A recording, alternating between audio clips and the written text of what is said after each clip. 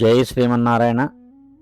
వయసు పైబడిన సమయంలో పెద్దల మనస్సు ఎల్లప్పుడూ ఉల్లాసంగా, జ్ఞాపక శక్తి చురుగ్గా ఉండటానికి అక్షరాలు రాయడం అనేది మెదడుకు లభించిన అత్యుత్తమమైన వ్యాయామం.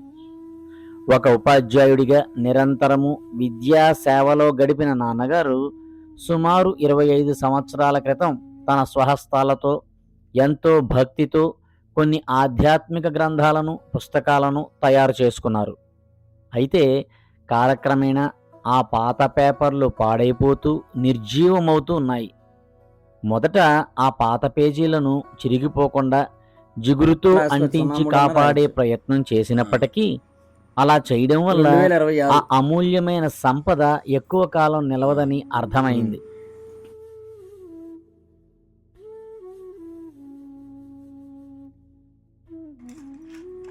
అంటే ఇప్పుడు మీ పాత పడిపోయిన పుస్తకాలన్నీ మళ్ళీ అందుకే కొత్తగా ఆ తయారు పాత చేసుకుంటున్నారు అన్నమాట పేజీలను మీరు. అంటించడం కంటే వాటిని మళ్ళీ కొత్త పుస్తకంలో స్వయంగా రాయిస్తేనే ఆ ఆధ్యాత్మిక సంపద శాశ్వతంగా ఉంటుంది.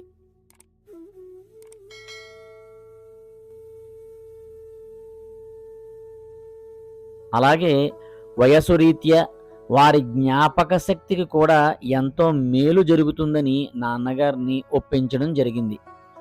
ఆయన కూడా ఎంతో సంతోషంగా ఆ పవిత్రమైన కర్తవ్యాన్ని స్వీకరించి ఎంతో ప్రశాంతమైన వాతావరణంలో పూర్తి భక్తి చదువుతూ రాస్తారా? శ్రద్ధలతో సకల శుభాలను చేకూర్చే శ్రీ నృసింహ కవచాన్ని కొత్త పుస్తకంలో రాయడం ప్రారంభించారు. ఆ సుందరమైన దృశ్యాలను, నృసింహ కవచం ఆ నిశ్శబ్ద ఆధ్యాత్మిక క్షణాలను మీతో పంచుకోవాలని ఈరోజు మీ ముందుకు పక్షే వచ్చాను. త్వరలోనే నాన్నగారు రాసిన ఈ పవిత్రమైన శ్రీ నృసింహ కవచం యొక్క సంపూర్ణ మహారాజే అర్థాన్ని, దానివల్ల కలిగే ఆధ్యాత్మిక ప్రయోజనాలను కూడా మన తదుపరి వీడియోలో పూర్తి రాజే వివరాలతో నోదితం తెలుసుకునే ప్రయత్నం చేద్దాం. త్వరా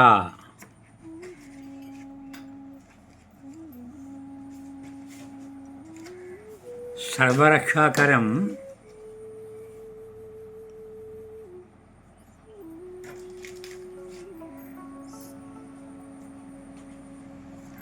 సర్వరక్షాకరం పుణ్యం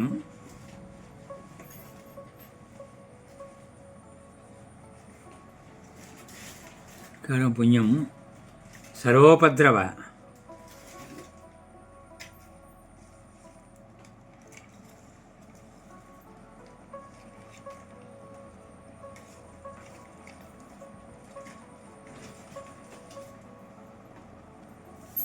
సర్వోపద్రవ నాశనం.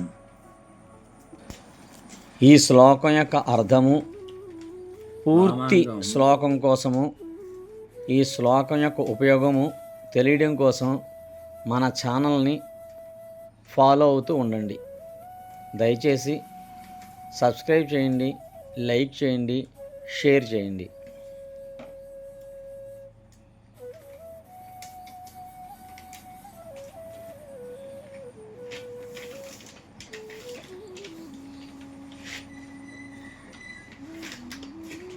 అపసృతం దూరోచ్చారణ కారణం